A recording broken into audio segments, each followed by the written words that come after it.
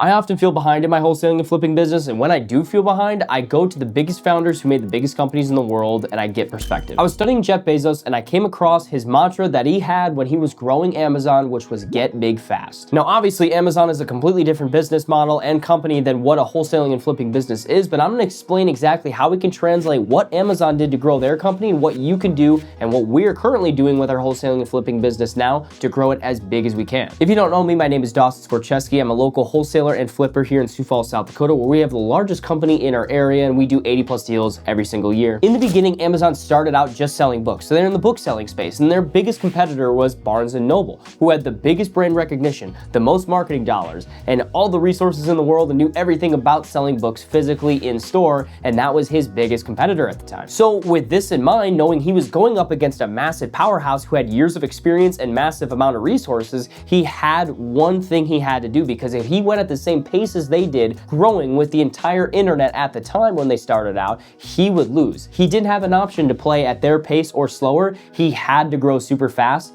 and beat them as much as possible. So he asked, what is something that we can create that they simply can't compete with? And really that came down to user experience, customer service, and providing such a quality product that they were undeniably better than Barnes & Noble, because he had a leg up in the internet space when the internet was just coming out. He had more knowledge on it, he had more connections with it. Now, obviously it transpired into a lot more today, but in this phase, he had to build the best software that had the most amount of books with the fastest shipping and the best customer service, everything possible that Barnes & Noble simply was not quick enough to figure out. And for him to go and beat such a massive company, he could not maximize for short-term profits at all. He had to look at it from a 5-year standpoint or more on, for the first 5 years, we are not going to make money or even lose money, because we have to catch up with these guys and beat them so fast that every single dollar of profits needs to go back into the business so we can continue to build the best UI, build the best design, build the best service and customer service so that people continue to come to us rather than Barnes & Noble. Now, how can we understand what Amazon did to win and translate this to wholesaling and flipping real estate? For Amazon, it was product and infrastructure. For Apple, it was design. And for Costco, it was price. So what is it for wholesaling and flipping? In wholesaling and flipping, there really is no competitive advantage when it comes to actual service or customer service or actual product, because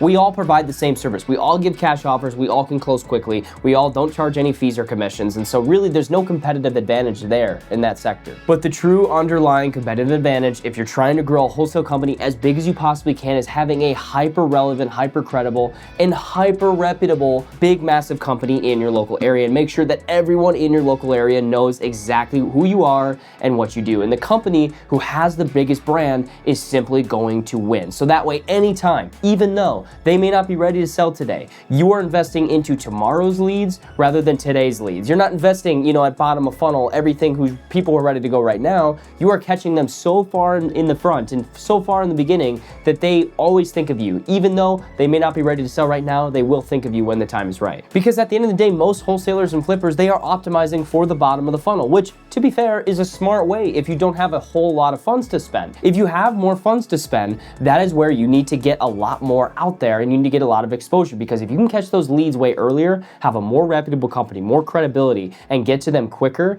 you are going to beat every single wholesale and flipper who is optimizing for just their PPC campaign or optimizing just for a bottom of funnel Facebook leads or anything like that. You are going to beat them because you're going to catch them so much earlier with such a more credible company. Now, to achieve having such a brand, like in my, for the next 3 years, my exact plan in my local market is to make sure that we are optimizing for what would take 10 years to build such a large brand I want to do in the next 3 years. And that's going to take a lot of extra funds, extra marketing, extra testing, a lot more work. But at the end of the day, I want to grow my brand as big as I can, because I want to make sure that in our local area, that if you walk down the street and you ask 10 people if they know who we were, if I could get 8 of those 10 people saying they know exactly who I am or more, or 10, then even better. And that's what I want in the next 3 years, because those are the wholesale companies who are going to win, is the ones who have the ability to do that. Now, I hope you enjoyed the video. If you have any questions, feel free to comment below. But if you enjoyed the video, please like and subscribe. It would mean a lot to me. Thanks for watching.